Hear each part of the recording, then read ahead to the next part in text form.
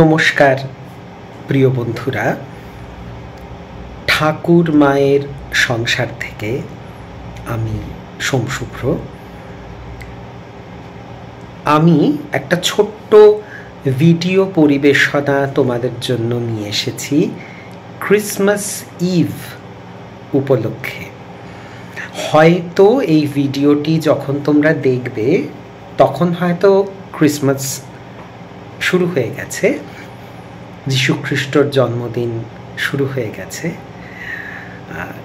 আজ মানে ক্রিসমাস ইভের দিন 24 ডিসেম্বর আমরা আমাদের আশ্রম, আমাদের কাশীপুর উদ্যানবাটির রামকৃষ্ণ মঠ, সেখানে আমরা গিয়েছিলাম। আসলে অনেকে হয়তো জানো, আবার আমার মনে হয় অনেকে হয়তো জানো না যে রামকৃষ্ণ মিশনগুলিতে ক্রিসমাস কিন্তু খুব সুন্দর করে পালন করা হয়। আর এই আগের দিনটি, যেটি ক্রিসমাস ইভ বলে সুপরিচিত, সেই দিন তো খুব সুন্দর করে আমাদের মা মেরি, ভগবান যীশু খ্রিস্ট, তাদেরকে সুন্দর করে মোমের বাতি দিয়ে আরতি করা হয়, জানো তো, মানে মোমের ক্যান্ডেলস দিয়ে আরতি করা হয়, গাওয়া হয়, ক্রিসমাস ক্যারল গাওয়া হয়, কেক আসে, কেক কেটে সবাইকে তার ভাগ দেওয়া হয়, প্রসাদ দেওয়া হয়। আবার কিছু কিছু মিশনে তো ক্রিসমাস ট্রি ডেকোরেট করা হয়। তো সব মিলিয়ে মিশিয়ে খুব সুন্দর করে ক্রিসমাস ডেটা পালন করে রামকৃষ্ণ মিশন। তো উদ্যানবাটিতে গিয়ে আমার না এত লোভ হলো যে আমি আমার ভক্ত বন্ধুদেরকে এত সুন্দর একটা বিষয় আমি দেখাবো না। তো আমি সাধারণত কিন্তু উৎসবের দিন ছাড়া ক্যামেরা বার করি না মন্দিরে। আজকেও অবশ্য উৎসবের দিনই ছিল, তাই জন্য ওনারাও বিশেষ মানা করেন না উৎসবের দিন। উৎসবের দিন কিন্তু ওনারা অ্যালাউ করেন। তো আমি সেই জন্যই আমি ক্যামেরা বন্দি করলাম, লাইভ করলাম কিছু পেজ থেকে। আমাদের যে গ্রুপটা রয়েছে ঠাকুর মায়ের সংসার, সেখান থেকে আমি লাইভ করেছিলাম। তোমরা হয়তো অনেকে দেখেছো, কিন্তু সবাই তো সেই গ্রুপের সদস্য নও। তো ইউটিউবে আমি এই ভিডিওটি তোমাদের জন্য পরিবেশন করছি। সেই ছোট্ট ছোট্ট লাইভের যে টুকরোগুলো, সেই টুকরোগুলোকে একত্রিত করে একটি সূত্রে গেঁথে আমি তোমাদের সামনে পরিবেশন করছি। তার মধ্যে যেটা ভিডিওর শেষের দিকে, যেটা শেষের অংশটা, সেখানে দেখবে ক্রিসমাস ক্যারল গাওয়া হচ্ছে এবং ক্যান্ডেল স্টিক্সে আমাদের প্রভু যীশু মা মেরিকে আরতি করা হচ্ছে। আর আমাদের গুরুদেব, আমার চৈতির গুরুদেব, আমাদের শ্রীমৎ স্বামী দিব্যানন্দজি মহারাজ, সেই গুরুদেবের দর্শন হলো আজকে। গুরুদেব যীশু খ্রিস্টের জীবনের অনুধ্যান, তার শিক্ষা, তা নিয়ে তিনি একটি সুন্দর বক্তৃতা দিলেন। তো মাইকটা যেহেতু খুব লোতে ছিল, মানে আমরা যাতে শুনতে পাই এইরকম একটা এইভাবে সেট করা ছিল মাইকটাকে। তো তোমাদের হয়তো গুরুদেবের সমস্ত বক্তব্যটা শুনতে গেলে একটু ভলিউম হাই করে তোমরা যদি ইয়ারফোন দিয়ে, ইয়ারপড দিয়ে তোমরা শোনো, তাহলে হয়তো তোমরা ভালো করে বুঝতে পারবে। একটু দীর্ঘ ওনার পুরো বক্তৃতাটা, তো তোমরা শুনো, তোমাদের খুব ভালো লাগবে। আমি যথাসম্ভব আমার যতটা সাধ্য আমি সেই দিয়ে তোমাদের পরিবেশন করলাম ভিডিওটা। অবশ্যই আমাকে জানিও তোমাদের কেমন লেগেছে, কারণ তোমাদের জন্যই সমস্ত কিছু। ঠাকুরকে সকলের সঙ্গে আনন্দ করে ভাগ করে নেব, ঠাকুর মায়ের কৃপাকে সকলের সঙ্গে ভাগ করে নেব, এইটাই কিন্তু আমাদের উদ্দেশ্য, একান্ত উদ্দেশ্য। সেই জন্যই এই ভিডিওর অবতারণা। তো তোমরা দেখো, তোমাদের কেমন লাগে অবশ্যই আমাকে জানিও। আর যাওয়ার আগে সকলকে বলে যাই, মেরি ক্রিসমাস। খুব ভালো কাটাও, খুব সুন্দর করে কাটাও এই পূর্ণ দিনটি। তবে আমরা যেন শুধুমাত্র পালনের মধ্যে মজে না থাকি, আমরা যেন এই মহামানবের জীবনের আদর্শকে আমাদের জীবন চর্চায় কাজে লাগাতে পারি। এইটাই ঠাকুর মায়ের কাছে আমাদের প্রার্থনা। দেখতে থাকো। উদ্যানবাটিতে আছি আমরা। কালকে ক্রিসমাস ইভ পালন হয় খুব সুন্দর করে রামকৃষ্ণ মিশনে। তোমাদেরকে চুপি চুপি যতটা পারবো একটু দেখিয়ে দিই, কথা বলবো না বেশি। হ্যাঁ,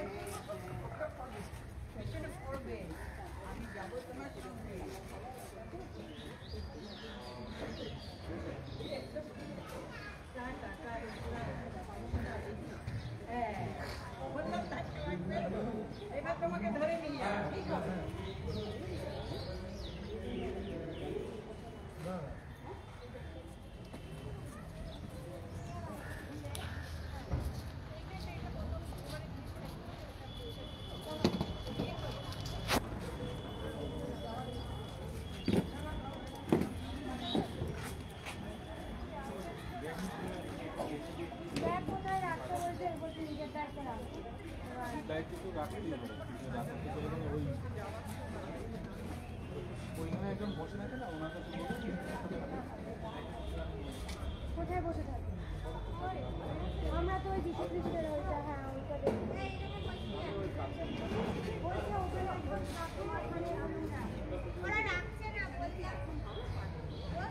আপনাদের একটু খেয়াল রাখতে হবে, ওই যে বাচ্চা বসে রয়েছে না ওইখানে ঘরটার ওইখানে কোনায় রেখে দিয়ে একটু খেয়াল রাখবেন, ওই সাইডে বসে ওইখানে বসে। এখানে যখন আরতি হবে আজকে, তখন কিন্তু যীশুখ্রিস্ট, মাদার মেরি সকলের আরতি হবে। মানে খুব মজার দেখতে লাগে যে আমরা যেরকম সনাতন ধর্মের রীতি মেনে পুজো করি, ঠিক সেই রকমভাবেই কিন্তু পুজো হবে, আরতি হবে, তাদের উপাসনা হবে। এবং আজকে ওই কি বলে যীশুখ্রিস্টর জীবন নিয়ে আলোচনা, বাইবেল থেকে পাঠ, অনেক কিছু হয়। এটা কিন্তু সমস্ত রামকৃষ্ণ মিশনেরই একই রীতি।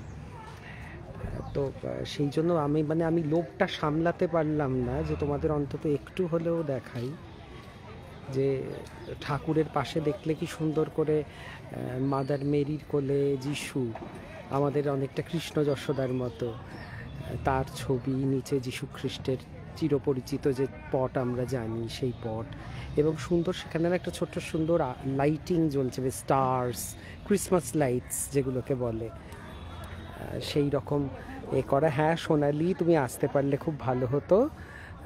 যাই হোক, আমি তোমাদেরকে দর্শন করিয়ে দিলাম। তো আমি দাদা তো দাদা কি ভাই বোনদেরকে মিস করাতে পারে অনুষ্ঠান আর এত সুন্দর পবিত্র দর্শন?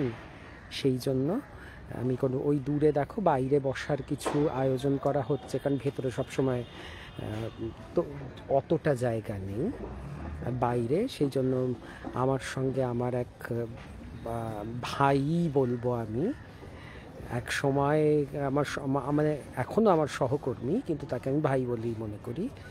সেও আমার গুরু ভাই, এখান থেকেই দীক্ষিত, একই গুরুদেব আমাদের, শ্যামলেন্দু, আমি শ্যামলালা বলি। ওকে, তো শ্যামলেন্দু এবং আমার স্ত্রী চৈতি দুজনেই এসেছে। ওরাও বাইরে ওই টুল ফুলগুলো অ্যারেঞ্জ করছে হাতে হাতে, এই যে সবাই এসে বসবে ওখানে, সেজন্য ওরাও হাত লাগিয়েছে, টুলগুলো অ্যারেঞ্জ করছে। আমরা ওই টুলে গিয়ে বসবো, ভেতরে সবসময় জায়গা পাওয়া যায় না, তো খুব সুন্দর। তো একবার অনুষ্ঠান শুরু হয়ে গেলে হয়তো আমি লাইভ করতে পারবো না। হ্যাঁ, যদি একদম ভিড় হয়ে যাবে, ভীষণ ভিড় হয়ে যাবে, অলরেডি লোক আসতে শুরু করেছে।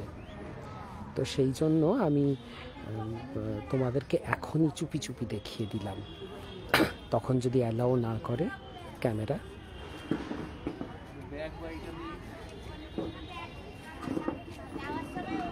আমি সাধারণত মন্দিরে ক্যামেরা ব্যবহার করি না, কিন্তু বিশেষ বিশেষ দিনগুলোতে ওনারাও মানা করেন না। আর এটা তো এত বড় একটা পুণ্য দর্শন, এটা সকলের সঙ্গে ভাগ করে না নিতে পারলে খুব খারাপ লাগে। খুব ইন্টারেস্টিং, ভেতরে খুব সুন্দর করে সাজিয়েছে, ক্রিসমাস লাইটস আছে।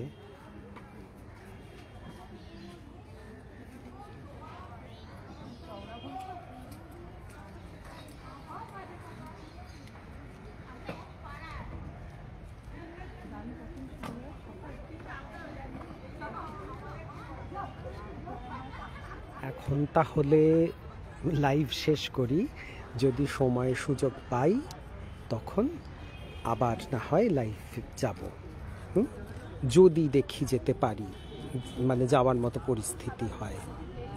হ্যাঁ, সকলকে ক্রিসমাস ইভের শুভেচ্ছা।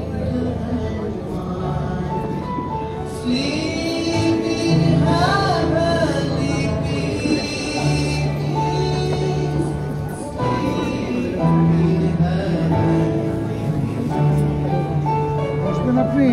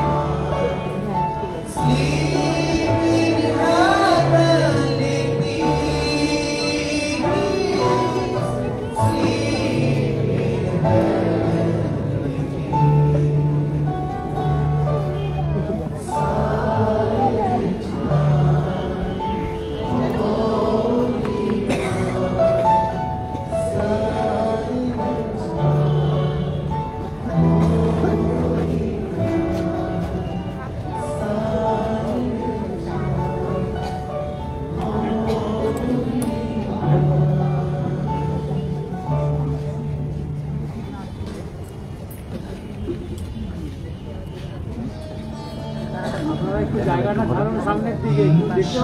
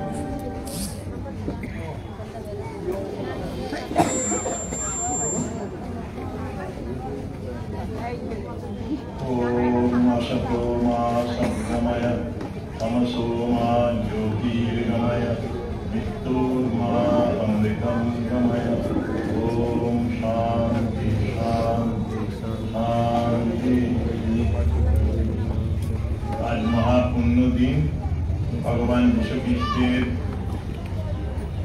আবির্ভাবের প্রাক লগ্ন আজকেরই প্রভাতে তার জন্ম হবে। এইরকম দিনে আমরা এই মহাপুরুষের ঈশ্বর অবতারের অনুধ্যান করি, তাকে শ্রদ্ধা জানাই, পূজা নিবেদন করি, সঙ্গীতাঞ্জলি হয়। এখন একটু আর চরিত্রের পূর্ণ চরিত্রের অনুধ্যান হবে। এরকম একটি দিনে আনপুরে স্বামী প্রেমানন্দজির জন্মস্থানে স্বামীজিরা গুরু ভাই বেশ কয়েকজন গিয়েছিলেন তার মায়ের আমন্ত্রণ রক্ষা করতে। এরা জানতেন না আজকের এই দিনটির বৈশিষ্ট্য, কিন্তু গিয়ে এখানে রাত্রে ধুনি জ্বালিয়ে ওরা ঈশ্বরের নাম কীর্তন করেছেন এবং সেদিন অদ্ভুতভাবেই তারা যীশু খ্রিস্টের জীবন চরিত্রের অনুধ্যান করেছিলেন। যিশুর পবিত্র জীবন, তার ত্যাগের জীবন নিয়ে ওরা দীর্ঘ আলোচনা করেছিলেন। তারপরে তারা নিজেরা গভীর ধ্যানে মগ্ন হয়েছিলেন। সেদিনই তারা সংকল্প করেছিলেন যে আমরা এবারে শ্রীরামকৃষ্ণের ভাবে সন্ন্যাস গ্রহণ করব, ত্যাগের জীবন গ্রহণ করব। পরে ওরা বরানগরে এসে বরানগর মঠে শ্রীরামকৃষ্ণের পাদুকার সামনে বিরাজমান করে আনুষ্ঠানিক সন্ন্যাস নিয়েছিলেন। সেই দিনই সন্ন্যাসের সংকল্প হয়েছিল। এই কারণে রামকৃষ্ণ মঠ মিশনের সব কেন্দ্রে, এই সারদা মঠের সব কেন্দ্রে এই দিনটি, এই লগ্নটি বিশেষভাবে পালিত হয়ে থাকে। যুগনায়ক বিবেকানন্দে ঘটনা লিপিবদ্ধ আছে। হাওড়া স্টেশন হতে তারকেশ্বর গামী গাড়িতে উঠেই নরেন্দ্রনাথ গান ধরিলেন, শিব শঙ্কর ভৌম ভৌম ভোলা ইত্যাদি। এইভাবে সমস্ত পথটি গীতবাদ্য আনন্দ রোলে মুখরিত হয়ে তারা হরিপাল স্টেশনে নেমেছিলেন। সেখান থেকে 8 মাইল পথ ঘোড়ার গাড়িতে চড়ে সন্ধ্যার পূর্বে আটপুরে পৌঁছলেন। তাদের পেয়ে বাবুরামের মাতা শ্রীযুক্তা মাতঙ্গিনী দেবী আনন্দে আত্মহারা হলেন। সকলকে পুত্রবধ গ্রহণ করে আহার এবং শয়নাদির ব্যবস্থা করিয়া দিলেন।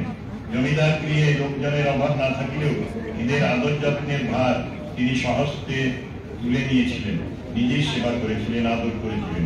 পল্লীর শ্যামল নির্জনতার মধ্যে শ্রীরামকৃষ্ণ ভক্ত পরিবারে স্বচ্ছন্দে আহার বিহারের সুযোগ পেয়ে ত্যাগী যুবকবৃন্দ ভগবত আরাধনা, ভগবত চিন্তায় প্রাণ ঢেলে দিয়েছিলেন। শ্রীরামকৃষ্ণের ভালোবাসা, উপদেশ, আদর্শ, জীবন ও তার অর্পিত দায় ইত্যাদি তাদের অবিরাম আলোচনার বিষয় হল। আর সঙ্গে সঙ্গে শাস্ত্র ব্যাখ্যা, স্তব স্তুতি, ভজন সঙ্গীত, কীর্তন ও জপ ধ্যান তো চলতেই লাগলো। এইরূপ একটা জমাট বাঁধা ভাবের আকর্ষণে তারা নিজ নিজ পৃথক অস্তিত্ব যেন হারিয়ে গেছেন। নরেন্দ্রনাথের পরিচালনায় এক অখণ্ড চৈতন্য সত্তায় তারা পরিণত হলেন। এরই মধ্যে 24শে ডিসেম্বর, 10ই পৌষ শুক্রবার এক অচিন্তনীয় ঘটনার ফলে আটপুর শ্রীরামকৃষ্ণ সংঘের ইতিহাসে অবিস্মরণীয় হয়ে উঠল। সন্ধ্যার অনেক পরে বাইরে ধুনি জ্বালিয়ে নক্ষত্র ব্যতীত উজ্জ্বল মুক্ত আকাশের নিচে ত্যাগী শ্রীরামকৃষ্ণ সন্তান বৃন্দ ধ্যানে নিমগ্ন হলেন। ধ্যান শেষে তারা ঈশ্বর আলোচনায় রত আছেন। এমন সময় নরেন্দ্রনাথ ক্রমে যীশু খ্রিস্টের ত্যাগ, তপস্যাপুত অপূর্ব জীবন কথা প্রাণস্পর্শী ভাষায় আদ্যপান্ত অনর্গল বলিয়া যাইতে লাগিলেন। তারপর সেন্ট পল হইতে আরম্ভ করিয়া বিভিন্ন ত্যাগী শিষ্য যীশু তাঁদের অক্লান্ত পরিশ্রম আত্মবিসর্জনের ফলে কিরূপে খ্রিস্ট ধর্ম এবং খ্রিস্ট সম্প্রদায় প্রসারিত হইল তার ইতিহাস বর্ণনা করে তিনি গুরুভ্রাতাদের এক ত্যাগৈশ্বর্যমণ্ডিত প্রেরণাময় নবীন রাজ্যে নিয়ে গেলেন এবং সকলের নিকট সাগ্রহ আবেদন জানাইলেন তারা যেন যীশু খ্রিস্ট এবং তদীয় শিষ্যবৃন্দের ন্যায় পবিত্র জীবন গঠন পূর্বক উহা জগৎ কল্যাণে উৎসর্গ করিতে পারেন। সেই প্রাণপ্রদ বাগ্মিতার প্রভাবে গুরুভ্রাতারা উঠিয়া দাঁড়াইলেন। পরস্পরের সম্মুখে উনি লেলিহান অগ্নিশিখাকে সাক্ষী করিয়া শ্রী ভগবানের পাদপদ্মে স্বীয় অটুট সংকল্প জানাইলেন। তারা সংসার ত্যাগ করিবেন। সম্মুখস্থ অগ্নিশিখা তাঁদের ভাবোজ্জ্বল বদন করি প্রতিফলিত হইয়া এই আবেগময় প্রতিজ্ঞাকে ভাস্করতর করিল। সমস্ত ভাইমণ্ডল যেন অপূর্ব ভগবত প্রেরণায় শিহরিয়া উঠিল। আর স্তব্ধ নয়ন বিস্ফারিত করিয়া সেই অনুপম দৃশ্য প্রাণ ভরিয়া দেখিয়া লইল।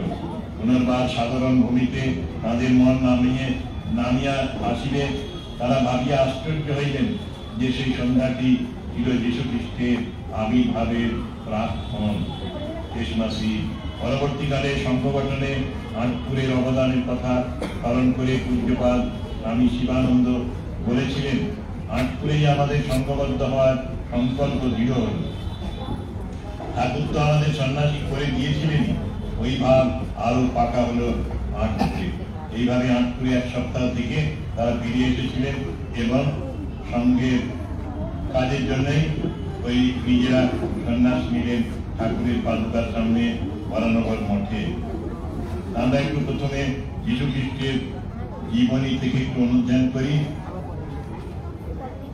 ঈশানুসরণ বলে একটি সুন্দর বই আছে, স্বামী সচ্চিদানন্দ রচিত সংকলিত, সেখান থেকে একটু পড়ি। যীশু খ্রিস্টের জীবন সম্বন্ধে যেমন লেখা আছে বইটিতে। খ্রিস্টীয় যুগারম্ভের পূর্বে আমরা জানি যীশু খ্রিস্টের জন্মের আগে বলা হয় বিপদ খায়, আর খ্রিস্টীয় যুগ বলা হয় যীশু খ্রিস্টের জন্মদিন থেকে। এই তার পূর্বে কি অবস্থা ছিল? পাশ্চাত্য সভ্য জগতে রোম সাম্রাজ্যের শক্তি ও সমৃদ্ধির বিশেষ বিস্তার লাভ হয়েছিল। জুলিয়াস সিজারের প্রভাব এবং অগাস্টাসের কূটনীতি রোম সাম্রাজ্যকে উন্নতির চরম শিখরে উন্নীত করলেও ঐশ্বর্যমদে মত্ত হয়ে রোমবাসী দাম্ভিকতা ও অহংকারের বশে খুব দ্রুত অবনতির অতল গহ্বরে ডুবে যেতে আরম্ভ করে। টাইবেরিয়াসের রাজত্বকালে এই অবনতি চিত্র নানা বর্ণে প্রতিফলিত হয়েছিল, নানাভাবে প্রকটিত হয়েছিল। এর প্রভাবে রোমক রাজগণ অত্যাচারের কালিমায় কলঙ্কিত হতে লাগলেন। রাজ পরিবারের মধ্যে গৃহবিবাদ, আত্মীয় স্বজন হত্যা, লীলায়, রাজপুরী, বিষাদের কালিমায় আচ্ছন্ন হয়ে যেতে লাগল। রোম সাম্রাজ্যের এই দারুণ শিল্পর অবস্থায় রোমবাসীর অন্তর্গতে প্রাচীন পৌত্তলিক ধর্মভাব দিন দিন হ্রাস পেয়েছিল। অনেক জ্ঞানবান ওই সময় স্টোয়িকের অনুবর্তন করেছিলেন এবং অধিকাংশ লোকই নাস্তিক হয়ে পড়েছিল। যখন প্রচিত্র জগতে পৌত্তলিক সম্প্রদায় প্রকৃতপক্ষে নাস্তিকতায় নিমজ্জিত হচ্ছিল এবং ইহুদি সম্প্রদায় শাস্ত্রীয় ধর্মাচার প্রতিপালনে কপটতা আশ্রয় করে ক্রমশ হীনবল হয়ে পড়ছিল, সেই সময়ে পতনোন্মুখ জাতিকে বিনাশের কবলতে রক্ষা করবার জন্য একজন ঈশ্বর প্রেরিত পুরুষের আবির্ভাবের প্রয়োজনীয়তা ইহুদি জেন্টাইলগণ উপলব্ধি করেছিলেন। চৈতন্যদেবের আবির্ভাবের আগে এরকম অবস্থা হয়েছিল। অদ্বৈতাচার্য কেঁদে কেঁদে তুলসী জল নিবেদন করে তর্পণ করে তাকে আহ্বান করেছিলেন। ঠিক সেই রকমই এদেরও অবস্থা হয়েছিল। সরল চিত্ত ইসরায়েলরা বিশ্বাস করতেন পয়গম্বর পরম্পরায় ঈশ্বরের অবতার জগতের পরিত্রাণের জন্য আসেন। তৎকালীন পাশ্চাত্য সভ্য সমাজের দৃঢ় বিশ্বাস ছিল প্রাচ্য দেশেই তাঁদের পরিত্রাতা শ্রী ভগবানের অবতারের আবির্ভাব হবে। পূর্বেই তিনি আসবেন, পশ্চিমে আসবেন না। ভক্তজনের অন্তরের এই ব্যাকুলতা যখন দিন দিন বৃদ্ধি পাচ্ছিল, ঠিক সেই সময় খ্রিস্টীয় ধর্মগুরু জন সত্য ধর্ম প্রচার আরম্ভ করেন। তিনি প্রচার করছিলেন মুসার বিধি পালনকারী সত্য মার্গাশ্রয়ী ইহুদি জাতির মধ্যে মেসাইয়া দূত, ঈশ্বর দূত আবির্ভূত হবেন। যোহনের ভাবভঙ্গি, ভক্তি এবং তার পরিচ্ছদাদি লক্ষ্য করে লোকের মনে প্রভৃতি পয়গম্বরের কথা মনে পড়ত। সকলেই তার বাক্যে বিশ্বাস করত। তার সন্ন্যাস ও নির্জন প্রদেশে যোগ সাধনে তাকে মগ্ন থাকতে দেখে জনসাধারণ তার প্রতি আকৃষ্ট হয়ে পড়েছিলেন এবং তার ধর্ম উপদেশে মুগ্ধ হয়ে হাজার হাজার লোক জর্ডান নদীর তীরে তার নিকট দীক্ষা গ্রহণ করে ঈশ্বরের আরাধনায় ডুবে যাচ্ছিলেন। এইভাবে মানব জাতির মানব ক্ষেত্রে সেই ভগবানের আবির্ভাবের আশা অঙ্কুরিত হয়ে সেটি একদিন বাস্তবে পরিণত হল। ভগবানের অবতারের আবির্ভাবের ক্ষেত্র এইভাবে প্রস্তুত হলে সেই ভগবান আবির্ভূত হলেন যিশু রূপে। তিনি রাজা হেরোদের রাজত্বকালে জুডিয়া রাজ্যের অন্তর্গত বেথলেহেমে মেরিকে জননী রূপে এবং যোসেফকে পিতা রূপে স্বীকার করে তাঁদের ঘরে আবির্ভূত হয়েছিলেন। পিতা যোসেফ ছিলেন জাতিকে সূত্রধর, সুতোর। এদিকে রাজা হেরোদ জ্ঞানীদের মুখে শুনেছিলেন ইহুদিদের রাজা জন্মেছেন। তখন তিনি নিজের সিংহাসন হারাবার ভয়ে ভীত হয়ে যিশুর জন্ম সম্পর্কে জ্ঞানীদের কথার তাৎপর্য বুঝতে না পেরে মনে করেছিলেন সত্যি বুঝি যিশু নামক শিশুটি বড় হয়ে তাকে সিংহাসনচ্যুত করে নিজেই রাজা হবেন। তাই তিনি নিজেকে নিষ্কণ্টক করার জন্য যিশুর জন্মস্থানের সন্ধান করে তাকে হত্যা করার জন্য একদল লোক নিযুক্ত করলেন। যেমন করেছিলেন কংস সব শিশুকে বধ করেছিলেন, ঠিক একই রকম ঘটনা এখানেও হয়েছিল। তার নিযুক্ত লোকেরা যখন যিশুর জন্মস্থানের সন্ধান না দিয়ে গোপনে অন্যত্র চলে গেলেন, তখন তিনি ক্রোধে তারা আবার গেলেন, আবিষ্কার করলেন যিশুকে, কিন্তু তারা ঈশ্বরের নির্দেশ পেলেন যে তোমরা রাজার কাছে ফিরে যেও না, রাজা এই শিশুটিকে বধ করবে। তখন ওরা অন্য রাস্তায় চলে গেছিলেন। আরো রেগে গেলেন এই রাজা। তারপরে তিনি ক্রোধে বেথলেহেমের 2 বছর এবং তার নিচের বয়সের সব শিশু বালককে হত্যা করার আদেশ দিয়েছিলেন। রাজার এই আদেশ প্রচারিত হওয়ার পরেই এক দেবদূত যিশুর পিতা যোসেফকে দর্শন দিয়ে পুত্র যিশু তার মাতা মেরিকে নিয়ে মিশরে যাওয়ার পলায়ন করার জন্য বললেন এবং হেরোদের মৃত্যু না হওয়া পর্যন্ত মিশরেই বাস করতে বললেন। দেবদূতের আদেশ মতো যোসেফ তাই করেছিলেন। তিনি পুত্র যিশু এবং পত্নী মেরিকে নিয়ে পালিয়ে মিশরে চলে গিয়েছিলেন। রাজা হেরোদের মৃত্যুর পর দেবদূত যোসেফকে স্বপ্নে আদেশ করলেন, মেরি ও বালক যিশুকে নিয়ে ইহুদিদের দেশে গমন করো। যোসেফকে আবার রাজা যখন মারা গেলেন বললেন, ফিরে যাও তোমার দেশে। দেবদূতের আদেশ মতো যোসেফ ইহুদি দেশে আগমন করে শুনলেন হেরোদের পুত্র আর্কেলাস তাঁর পিতার সিংহাসনে বসে রাজত্ব করছেন এবং তার কাছ থেকেও পুত্রের যিশুর প্রাণনাশের আশঙ্কা করে তিনি গ্যালিলি প্রদেশের নাজারেথ নামক স্থানে গিয়ে বাস করতে লাগলেন। সেন্ট লুকের সুসমাচার থেকে জানতে পারা যায় যে পুতিকা অশোচান্তে মেরি ও যোসেফ তাদের পুত্রকে জেরুজালেমের পবিত্র মন্দিরে সমর্পণ করবার জন্য বেথলেহেম থেকে জেরুজালেমে ভ্রমণ করেছিলেন।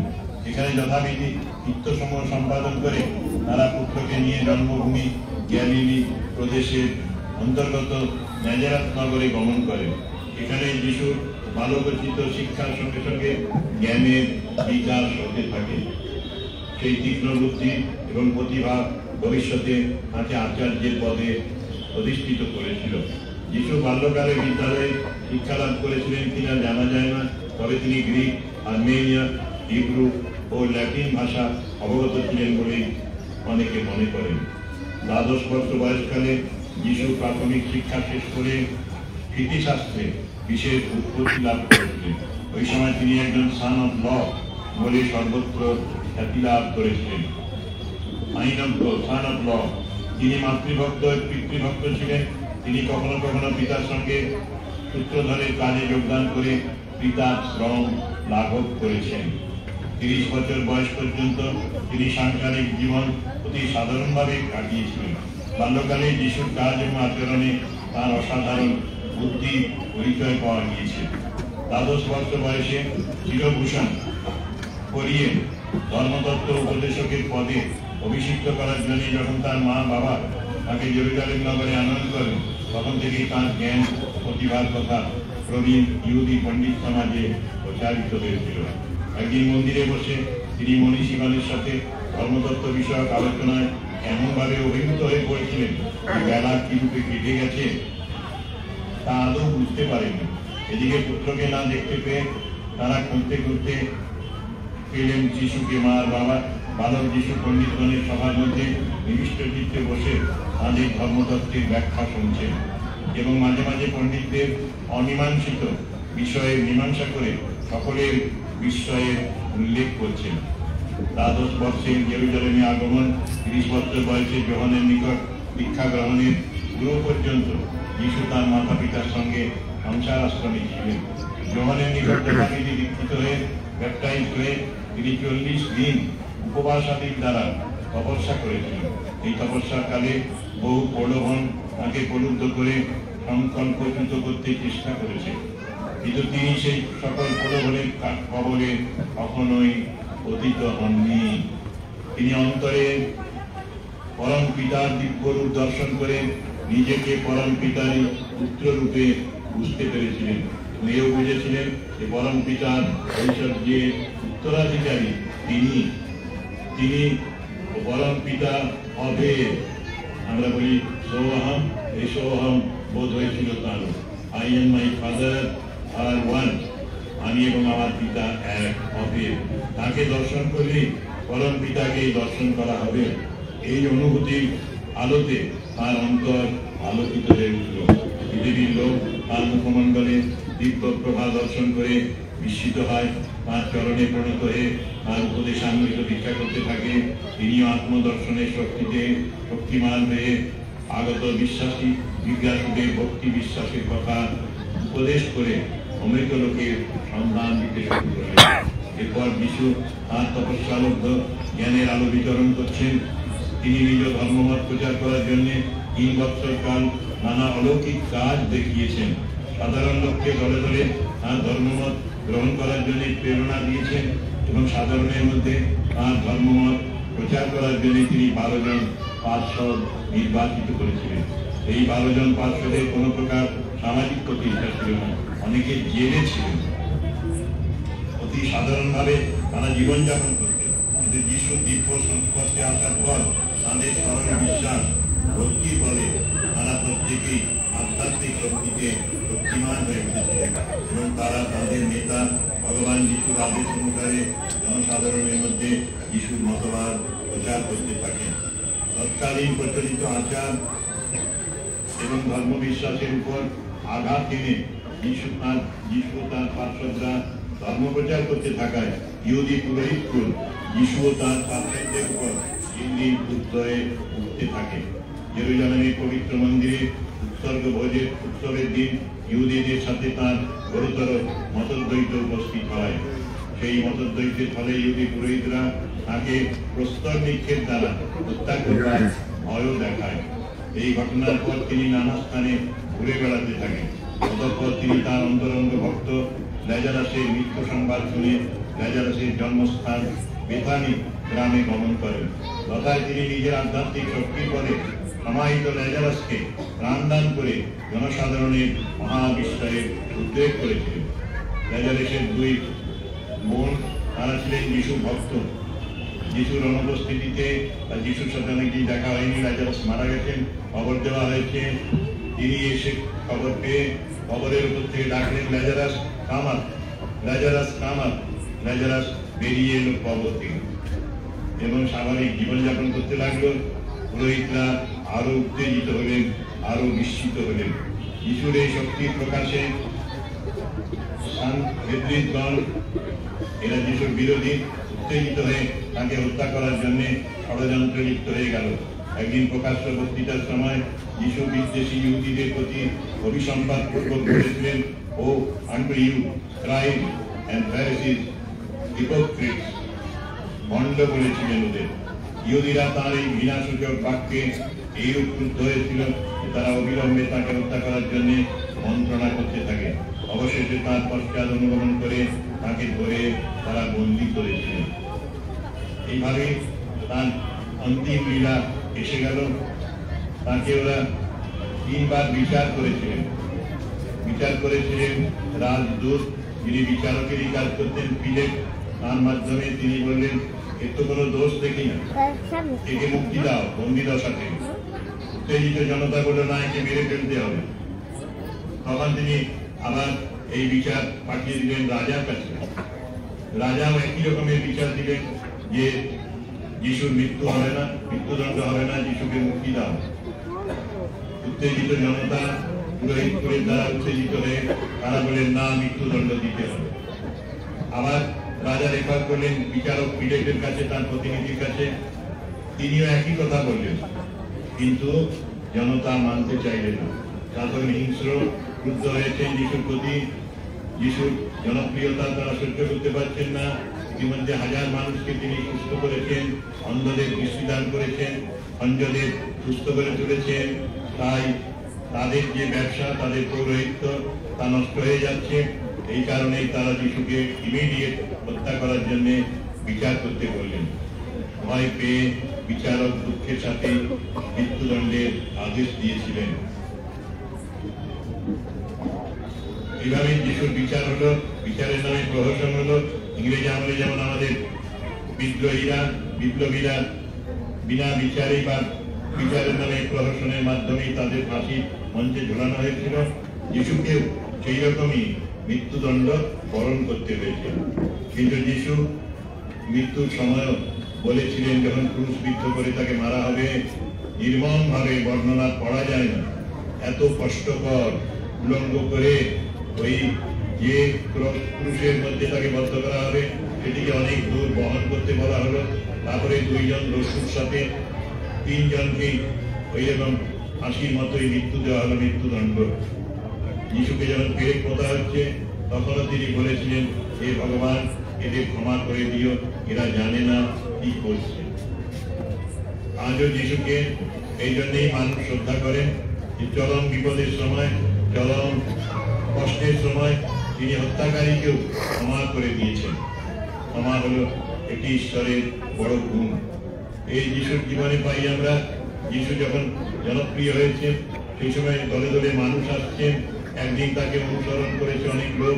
তিনি একটি উঁচু জায়গায় উঠে তিনি উপদেশ দান করলেন।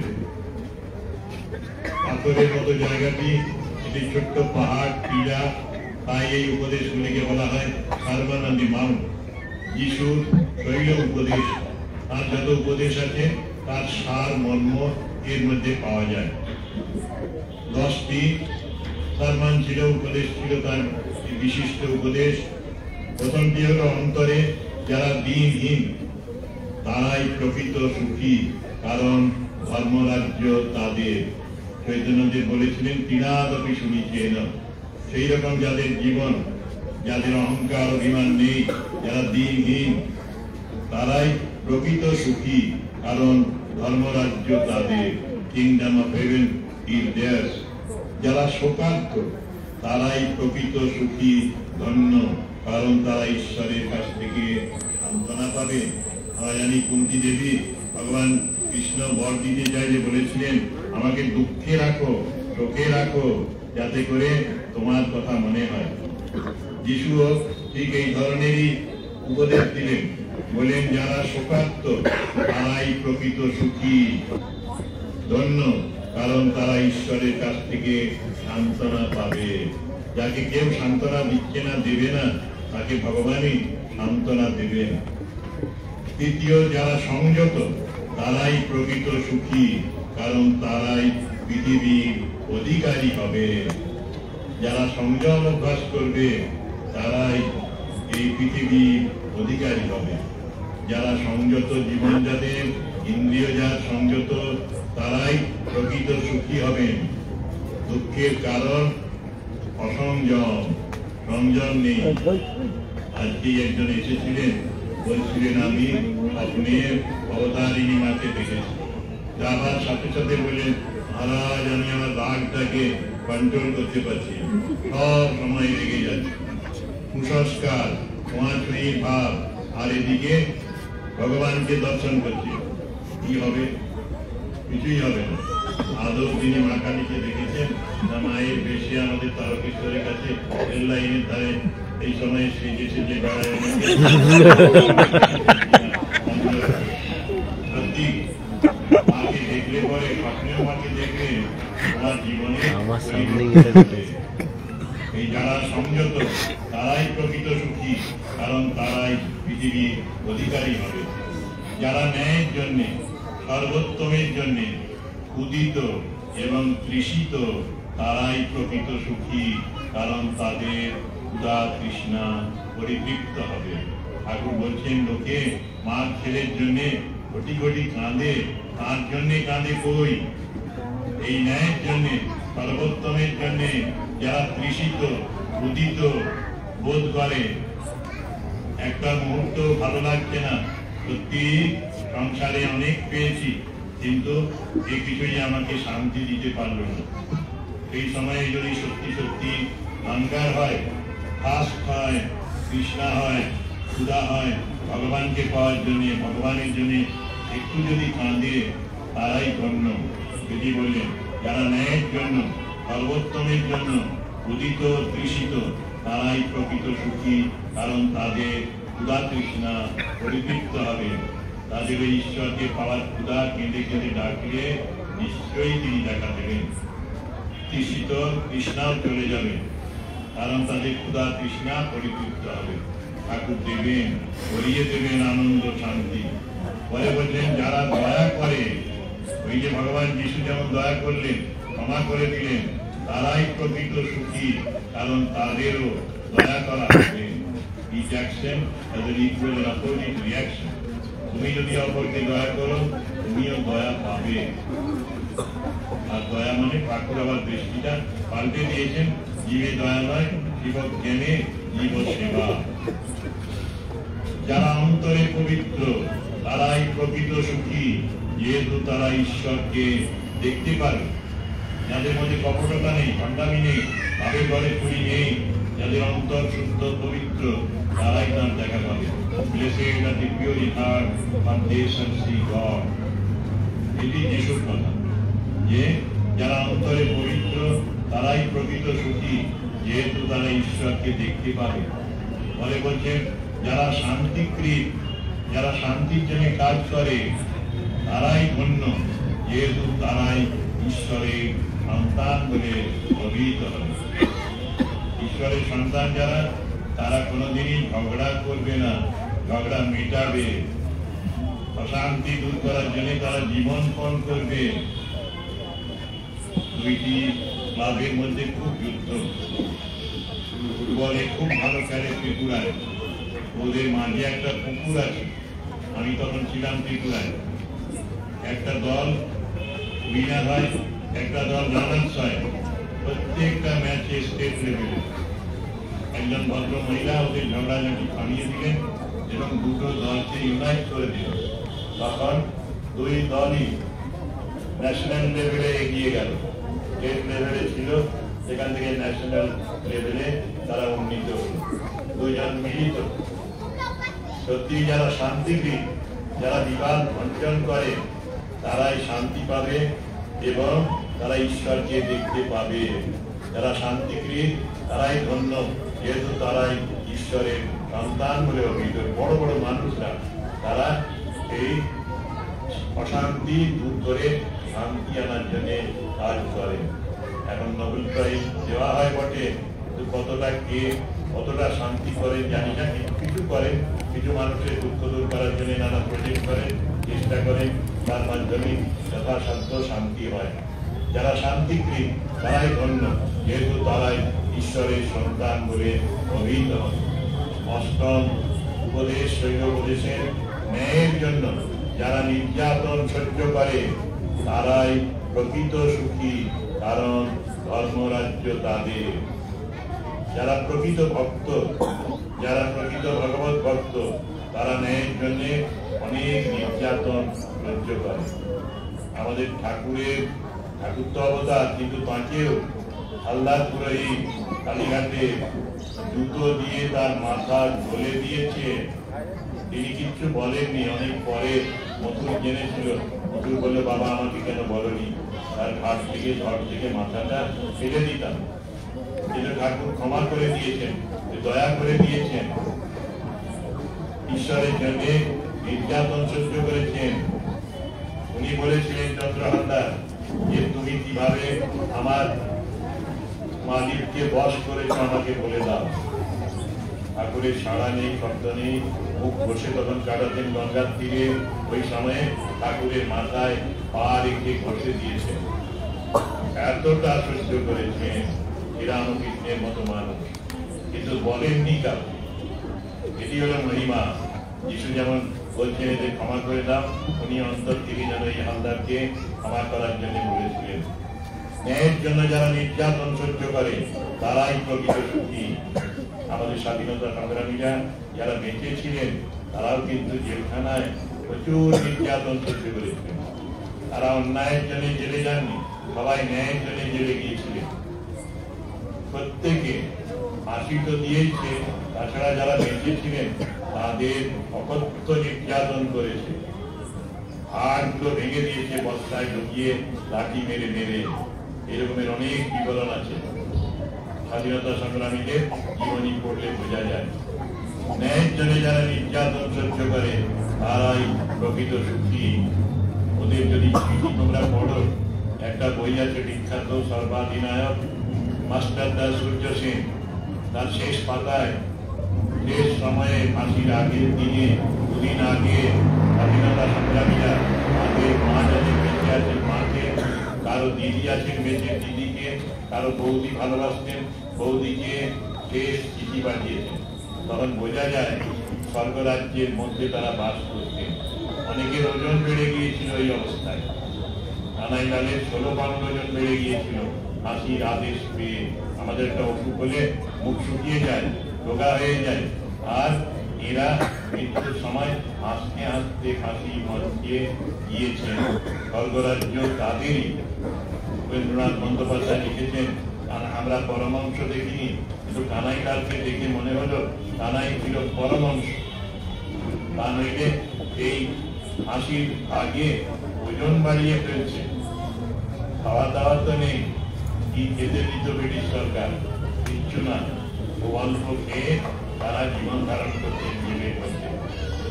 এবং কি আর কিছুগুলো না পড়লে বুঝতে পারে না।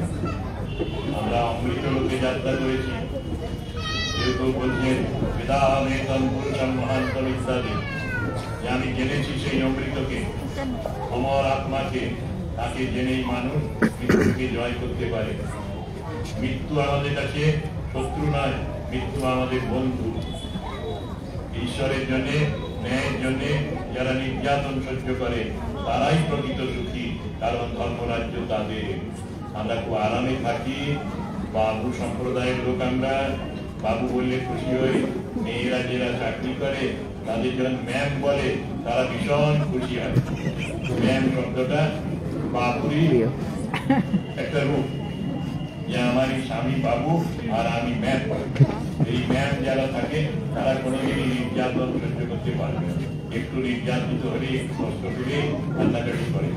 কিন্তু যারা নির্যাতন সহ্য করতে পারে ন্যায়ের জন্যে, সংসারের জন্যে, তারাই প্রকৃত সুখী, কারণ ধর্মরাজ্য তাদের। সংসারে থাকতো আরতি আর শুক্রা দুটি মানুষ মালদা জেলার ট্রাইবেল। আরতিকে শুক্রা প্রতিনিয়ত মারপিট করতে প্রত্যেক দিন, কিন্তু শুক্রা কোনোদিন প্রতিবাদ করে, মার খেয়ে গেছে। পুলিশের জন্য একটা দরখাস্ত করে তাকে বলা হলো একটা টিকসই দাও, পুলিশ একটু এসে উড়ে দেবে তোমার স্বামীকে, আর যেন তোমার গায়ে হাত না দেয়।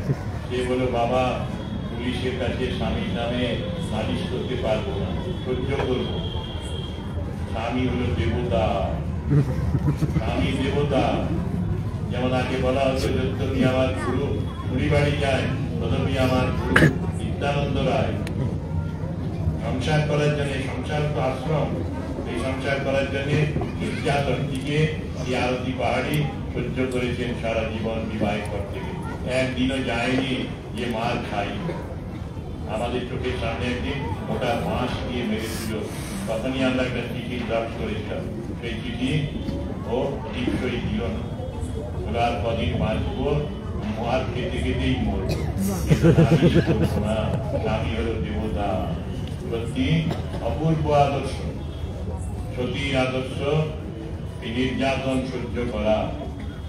সীতা সারা জীবন দুঃখ পেয়েছেন, কষ্ট পেয়েছেন, তো রামের নিন্দা কখনো সহ্য করেননি। এই জন্য বলা হতো রামময় জীবিতা। তার শরীরের দিকে নজর নেই, সব শরীর মন যেন পড়ে আছে তার কাছে। তাই রাবণ এবং অন্যেরা কেউ তাকে মারবে কি করে? মৃত্যু নেই, তার শরীরটা শুধু পড়ে আছে। সেই রকম কথা আছে, কথা হয়তো পড়লেও তোমরা পাবে। ন্যায়ের জন্য যারা নির্যাতন সহ্য করে তারাই প্রকৃত সুখী, কারণ ধর্মরাজ্য তাদের। পরে বলছেন ধন্য তোমরা যখন লোকে আমার জন্য তোমাদিগকে নিন্দা ও তাড়না করে, মিথ্যা করিয়া তোমাদের বিরুদ্ধে সর্বপ্রকার মন্দ কথা বলে। ধন্য তোমরা। আমাদের ভাইস প্রেসিডেন্ট একজন যাচ্ছেন হাওড়া ব্রিজের উপর দিয়ে, ট্রাফিক জ্যাম হয়েছে, পাঞ্জাবি সরকার ড্রাইভার বলছে পাশেই গাড়িটা, বলছে সাধুগুলো কেবল খায় আর মোটা হয়, অন্য ধ্বংস করে। জানে না বলে এই কথা বলছে। মহারাজ প্রথমে সহ্য করেছিলেন, 3 মাস এরকম নোংরা কথা বলে যাচ্ছে। শেষ পর্যন্ত একটু ঠাকুরের ভাষায় ফোঁস করলেন। তার দরজাটা খুলে ওর যেখানে বসেছিল লোকটি তার গলার মুঠি ধরে বললেন, আমি রামকৃষ্ণ মিশনের সন্ন্যাসী, তাহলে তোর খুন বের করে দিতাম, রক্তপাত করে দিতাম, মেরে ফেলতাম তোকে, আর কখনো এরকম বলিস না। সে ক্ষমা চাইল, না জেনে আমি বলেছি মহারাজ, আমাকে ক্ষমা করে দাও। আর কখনো লোকটি বলবে না। কিন্তু যারা ঈশ্বরের নাম নিয়ে চলে রাস্তায়, তাদের লোকে নিন্দা করে, তারা বলে এরা পাগল, তারা নিজেরাই পাগল। কিন্তু ওই যারা ভগবত পথে থাকে তাদের পাগল বলে। ঠাকুরকে বেশিরভাগ লোকই পাগল বলতো, ঠাকুরকে এপিলেপসি রোগী বলতো, আর কত রকমের কথা বলতো তার ঠিক নেই। রামকৃষ্ণ জীবনী পড়লে দেখবো। জন্য তোমরা যখন লোকে আমার জন্য তোমাদের নিন্দা এবং তাড়না করে এবং মিথ্যা করিয়া তোমাদের বিরুদ্ধে সর্বপ্রকার মিথ্যা কথা বলে। দশম শেষ উপদেশ দিচ্ছেন, তোমরা পৃথিবীর লবণ, কিন্তু মনে রাখিও লবণের স্বাদ যদি চলিয়া যায় তবে তার কি প্রকারে লবণের গুণ বিশিষ্ট হয়। সবার উপরে মানুষ সত্য, তার উপরে নাই। মানুষ লবণের মতো, লবণের লবণত্ব যদি চলে যায়, মনুষ্যত্ব যদি চলে যায়, যদি চরিত্র না ঠিক থাকে, সুগঠিত হয়, তাহলে সেই মানুষ দিয়ে কি কাজ হবে? সেই মানুষ তো পশুর অধম। যার চরিত্রহীন যে মানুষ, সে পশুর অধম। সেই জন্যই যিশু এই কথা বলছেন, তোমরা পৃথিবীর লবণ, মানুষ ভক্তরা, তোমরা ইয়াতে সল্ট অফ দি আর্থ। কিন্তু মনে রেখো, লবণের স্বাদ যদি চলে যায়, আমাদের নাম কেন? সবার উপরে মানুষ সত্য কেন? তুমি যদি পশুর আচরণ করো, তাহলে কি সবাই বলবে তুমি মানুষ, তুমি সবার শ্রেষ্ঠ জীব? কখনো বলবে না। বলবে তুমি কুকুরেরও অধম, তুমি বানরেরও অধম, তুমি ছাগলেরও অধম, তুমি গরুর অধম, তুমি বাঘেরও অধম। যে ঘটনাগুলো ঘটে, যেগুলো খবরের কাগজে আমরা দেখি, সেইগুলি প্রমাণ করে দেয় সব মানুষ এখনো মানুষ হয়নি। এই লবণের স্বাদ হারিয়েছে। শিশু অবস্থায় তারা সবাই লবণ ছিলেন, যত মানুষ আছেন আমাদের। কিন্তু বড় হতে হতে বৃক্ষের ফল খেয়ে, সংসার বৃক্ষের ফল খেয়ে লবণত্বটা নষ্ট করে ফেলে, চেতনা নেই করে। একবার এক রাজা লিওনার্দো ভিঞ্চিকে শিল্পীকে অর্ডার দিয়েছিলেন, শিল্পী আমার দুটো ছবি চাই। একটা ছবি দেব মানবের, আর একটা ছবি চাই দস্যু মানব বা দানব মানবের। অল্প দিনের মধ্যে লিওনার্দো ভিঞ্চি এই চার্চে গিয়ে দেখলেন একটা ছোট্ট বাচ্চা 4-5 বছরে, সে যিশু খ্রিস্টের কাছে প্রার্থনা করছে, চোখ বেয়ে জল নেমে আসছে। সেই ছবি দেখে তার মনে হলো রাজা খুশি হবেন, এই দেব শিশু, দেবতার ছবি মানুষ ছবি এঁকে ফেললেন। কিন্তু দুটো ছবি না হলে রাজবাড়িতে যেতে পারছেন। আরো অনেক 18 বছর লেগে গেল। একদিন দেখছেন একটা ট্রেনের ধারে একটা শিশু, একটা 22 বছরের ছেলে পড়ে আছে, মুখ দিয়ে গন্ধ বেরোচ্ছে, বিকার আছে মুখে, দুর্গন্ধ, গায়ে ধুলো বালি, ট্রেন থেকে তাকে তুলে রাখা হয়েছে ট্রেনের ধারে। সে সময় মনে হলো রাজা বোধহয় এইরকমই একটি মানুষের ছবি চেয়েছে। এই ছবি যখন আঁকতে শুরু করলেন, খোঁজ নিয়ে কাগজ টাগজ বের করে, ক্যানভাস বের করে, এই সময় ছেলেটি বলে উঠল, জ্ঞান এসেছে। তখন বলছে, শিল্পী আমি তোমাকে চিনি। কি করে চিনবে? যখন আমি ছোট ছিলাম তখন চার্চে আমি প্রার্থনা করছিলাম, এই সময় আমার বয়স 4 বছরের মতো, সেই সময় তুমি আমার ছবি এঁকেছিলে। শিল্পী অনুভব হলো যে শিশুরা সব দেবতা, কিন্তু শিশুদের পরিচালনার অভাবে, ঠিক মতো গাইডেন্সের অভাবে শিশুগুলো পরিবর্তন হয়ে যায়, দস্যুতে রূপান্তরিত হয়। আর এই দস্যুকে আবার মানুষ করার জন্যে অবতারদের সাধন করতে হয়। যেমন নারদ ঋষি রত্নাকরকে মন্ত্র দিয়ে শেষ পর্যন্ত দেব মানবে আবার পরিণত করলেন, দস্যু থেকে দেবতা। এই জন্যই আমরা আসলে যিশুকেও স্মরণ করি, বুদ্ধকে স্মরণ করি, চৈতন্যদেবকে স্মরণ করি, রামকৃষ্ণদেবকে স্মরণ করি, মাকে স্মরণ করি, আমিকে স্মরণ করি।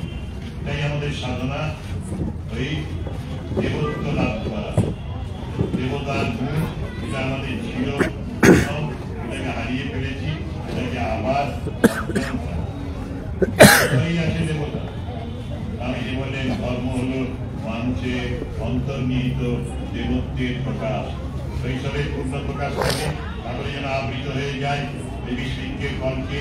মা বাবারাও বলেন প্রথম থেকেই, ওই আগেকার দিনে বলতে এক অন্য ভাষা করে, লেখাপড়া করে যে গাড়ি ঘোড়া চড়েছে, খাও, পড়ো, টিউশনি পড়ো, নিচে পরীক্ষা দাও, ডাক্তার হও, ইঞ্জিনিয়ার হও, ব্যাস আর কিছু চাই।